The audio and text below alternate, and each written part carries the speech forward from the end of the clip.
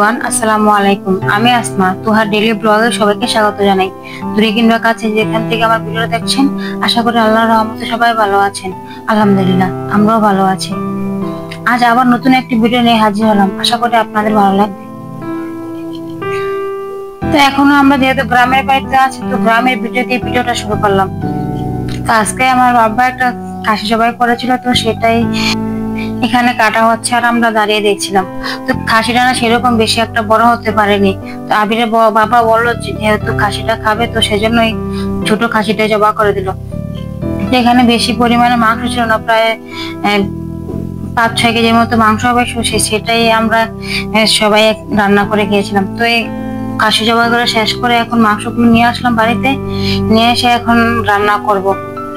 তো আমরা যেহেতু চলে আসবো, তো সেই জন্য আজকে রান্না করে নেব। তো বাড়িতে আসলে দেখা যায় কি বেশিরভাগ রান্নাটা না আমি করি, আর হালকা পাতলা রান্নাটা মাই করে। আর বেশি যখন বাড়ি কোনো রান্না করা হয়, তো সেই সমস্ত রান্নাগুলো আমিও করি। যেমন আজকে রান্নাটা আমি করব, তো সেই জন্য আগে থেকে অনেকগুলো পেঁয়াজ কেটে নিয়েছি, পেঁয়াজ ছিলে নিয়েছি। এখন এইগুলো কেটে নেব।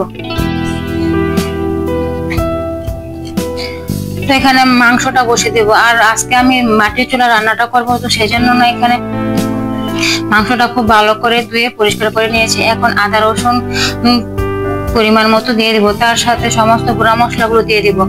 এখানে আদা রসুন, তারপর হলুদ গুঁড়া, মরিচ গুঁড়া, ধনে গুঁড়া, জিরা গুঁড়া সব কিছু একত্রে ভালো করে মেখে আমি মাংসটা বসিয়ে দিব। আর মাটির চুলায় রান্না করে না অসম্ভব মজা হয় খেতে।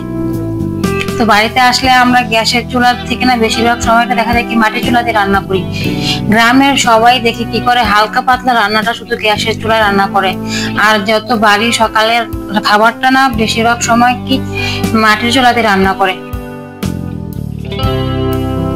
এখন সমস্ত মশলা দিয়ে আমি খুব ভালো করে মেখে নিয়েছি। তার সাথে অনেকগুলো পেঁয়াজ কেটেছিলাম, যে সেই পেঁয়াজগুলো দিয়ে দিলাম। তো আবার সমস্ত মশলাগুলো দিয়ে খুব ভালো করে হাতে মেখে নিলাম। এখন চুলার মধ্যে বসিয়ে দিব। এখন পর্যন্ত যারা আমার সাথে আছেন তাদেরকে অসংখ্য ধন্যবাদ। একটি লাইক দিয়ে ভিডিওটা কন্টিনিউ করার অনুরোধ রইল। আপনি যদি লাইফস্টাইল ব্লগ দেখতে পছন্দ করেন, চাইলে আমার চ্যানেলকে সাবস্ক্রাইব করে রাখতে পারেন। পাশে থাকা বেল আইকনটি প্রেস করে দিবেন। আমি ভিডিও ছাড়া মাত্র আপনার কাছে নোটিফিকেশন পৌঁছে যাবে। আপনি সময় সুযোগ করে দেখে নিতে পারবেন। আর যারা অলরেডি আমার চ্যানেলকে সাবস্ক্রাইব করেছেন তাদেরকে অসংখ্য ধন্যবাদ। আপনি চাইলে আপনার ফ্রেন্ড অ্যান্ড ফ্যামিলির মাঝে আমার ভিডিও লিঙ্ক বা চ্যানেলের লিঙ্কটা শেয়ার করতে পারেন। এই তো আমার মাংসটা প্রায় মোটামুটি হয়ে গেছে। তার এখন একটু পানি দিয়ে বসে দিয়েছিলাম, তারপর একটু আলু দিয়ে এটাকে খুব ভালো করে সিদ্ধ করে নিয়েছি। আর খাসির মাংসটা যেহেতু খাসিটা অনেক ছোট ছিল, তো সেই জন্য বেশি একটা সময় লাগেনি সিদ্ধ হতে, খুব তাড়াতাড়ি রান্নাটা হয়ে গেছে। তো অসম্ভব সুন্দর কালার হয়েছিল আর খেতে খুব মজা হয়েছিল। তো রান্নাটা যেহেতু মাটির চুলায় করেছি, সেই জন্য বোধহয় একটু বেশি মজা হয়েছে। রান্না শেষ করে এখন চলে আসলাম বাচ্চাদের নিয়ে আবার পুকুরে গোসল করার জন্য। তো আজকে এখানে শেষ গোসল, আর এখানে গোসল করা হবে না, তাই ভাবলাম কি ওদের এখানে নিয়ে আজকে একটু গোসলটা করিয়ে নিই।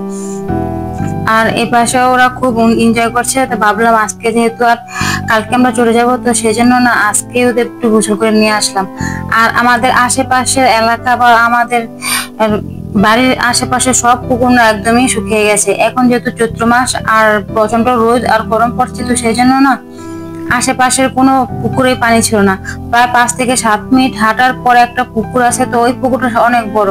তাই ওখানে না সবাই গিয়ে গোসল করে। আর আমাদের এলাকার বেশিরভাগ মানুষই দেখি ওইখানে গিয়ে গোসল করে আসে।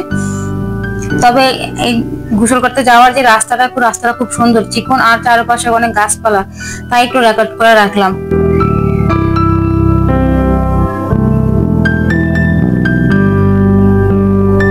তো গ্রামে গরম থাকলেও না সেরকম বেশি একটা গরম পড়ে না, কারণ চারপাশে যেহেতু অনেক গাছপালা থাকে, তো অনেক বাতাসও থাকে, তো সেজন্য না খুব ভালো লাগে।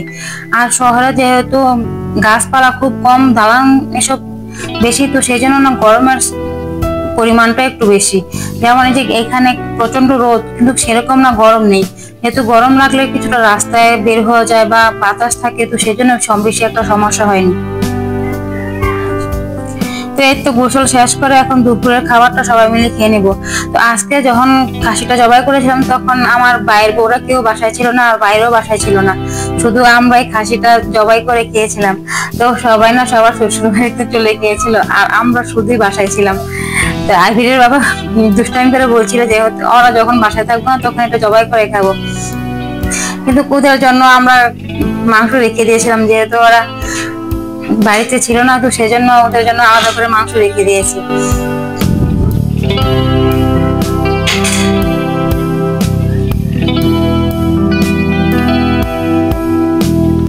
তো আলহামদুলিল্লাহ আজকে দুপুরে খাবারটা খুব ভালো হয়েছিল, আর খাসির মাংস রান্না করাটা খুব মজা হয়েছিল, আর খেতে খুব ভালো লেগেছিল। দুপুরে খাবার দাবার শেষ করে আজকে আমরা একটু নদীর পাড়ে ঘুরতে যাব, তো সেই জন্য বাসা থেকে বের হলাম। বাসা থেকে বের হওয়ার পর দেখি আমার কাকার বাড়িতে না খুব সুন্দর ভুট্টা শুকাতে দিয়েছে, আর এই পাশে এই মেশিনের মধ্যে না ভুট্টাগুলো গুঁড়া করা হয়।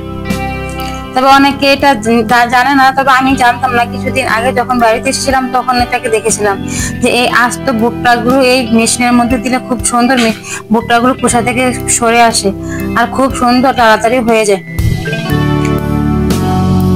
তো গ্রামে এখন নানা রকম প্রযুক্তি বের হয়ে খুব সুবিধা, আর এই সমস্ত কাজগুলো করতে না খুব কষ্ট হয়। এখন এই মেশিনের সাহায্যে খুব তাড়াতাড়ি ভুট্টাগুলো নিয়ে নিতে পারবে।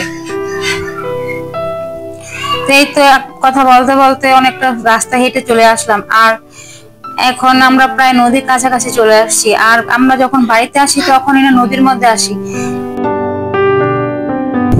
আমাদের বাড়ি থেকে নদী বেশি একটা দূরে না, তবে একটু ঘুরে আসলে তাড়াতাড়ি হয়। তবে যদি সোজা খেত দিয়ে আসি তো তাহলে না একটু সময় লাগে। তারপরও যেহেতু বেশি একটা গ্রামে আসা হয় না, তো সেই জন্য যখনই আসি তখনই না এই নদীতে একটু ঘুরতে আসি। তো নদীতে ঘুরতে আসার পর দেখি খুব এখানে ছোট একটা লঞ্চ ছিল, তো সেটাও রেকর্ড করে রাখলাম, ভাবলাম আপনাদের সাথে শেয়ার করি। আর নদীতে এত সুন্দর বাতাস ছিল, তো খুব ভালো লাগছিল। তো এখানে অনেকক্ষণ হাঁটাহাঁটি করলাম, কিছু ভিডিও শুট করলাম। করার পর তারপর বেশিক্ষণ আর থাকা হয়নি, যেহেতু আমরা প্রায় আসরের পর এসেছিলাম, তো খুব তাড়াতাড়ি আবার চলে গিয়েছিলাম। তো আমাদের থেকে দেখা যায় কি বাচ্চারাই বেশি আনন্দ করে, যেহেতু ওরা সারাক্ষণ বাসায় থাকলে সারাক্ষণ আটকানো থাকে বাসার মধ্যে, আর গ্রামে আসলে একটু বেশি হাঁটাচলা করতে পারে, বাচ্চা পায় খেলার জন্য, আর ঘোরার জন্য কিছুটা জায়গাও পায়। তো ওরা নাই বেশি একটু আনন্দ করে। তো ওদের আনন্দের জন্য না দেখা যায় কি বেশি একটা বাড়িতে আসার জন্য এখন ভালো লাগে, কারণ বাচ্চাদের আনন্দই তো এখন মনে হয় কি আমাদের কাছে বড় আনন্দ। তো কেমন লাগলো আমাদের গ্রামটা সবাই কমেন্ট করে জানাবেন। আর আমাদের নদীর আশেপাশে জায়গাটা খুব সুন্দর। এই তো কথা বলতে বলতে প্রায় দেখলাম কি সূর্যটা ডুবে যাচ্ছে, তো একটু রেকর্ড করে রাখলাম। তো এই তো আজকের ভিডিওটা এই পর্যন্তই। তো আজকের ভিডিওটা কেমন হয়েছে জানাবেন। তো আজকে এখানে বিদায় নিয়ে নিচ্ছি। আল্লাহ হাফেজ, আসসালামু আলাইকুম।